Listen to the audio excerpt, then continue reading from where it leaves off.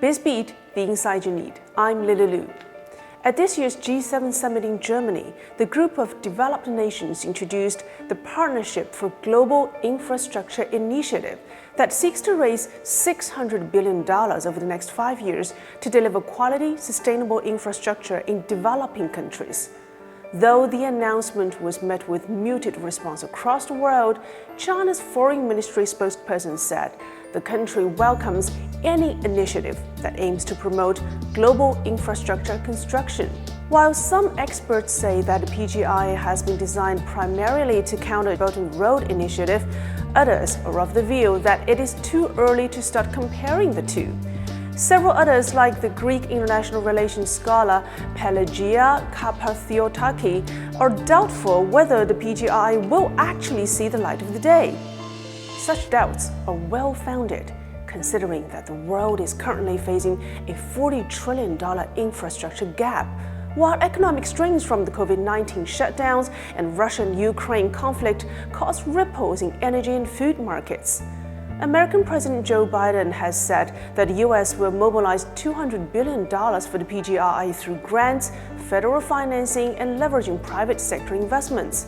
But experts say it is not that easy for governments and companies to raise capital at a time when interest rates are rising and many economies are facing recession risks.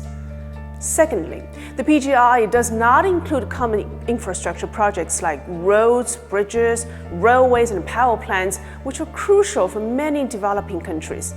Besides, many Western economies do not have the necessary competence to finance and build hard infrastructure. Kapathiotakis feels that the PGI is only a statement made by the U.S. to retain its hegemonic position.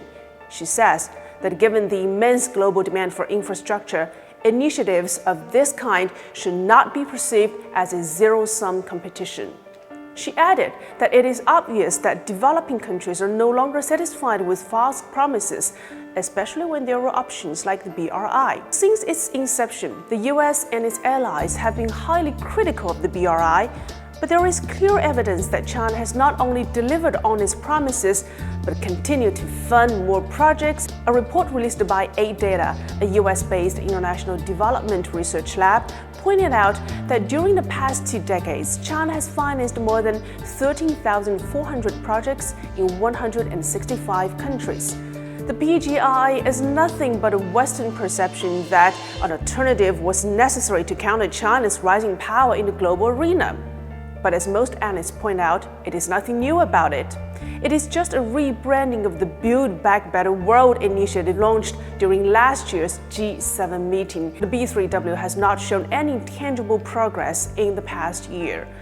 If PGI is going to succeed, it will have to start with actions, not words alone. An article by LSE Ideas, a foreign policy think tank of the London School of Economics and Political Sciences, points out that the BRI is not a top-down operation, but one that engages private companies, recipient governments, and local actors. Each party can utilize the projects to fulfill their own interests, and that has helped to shape its success.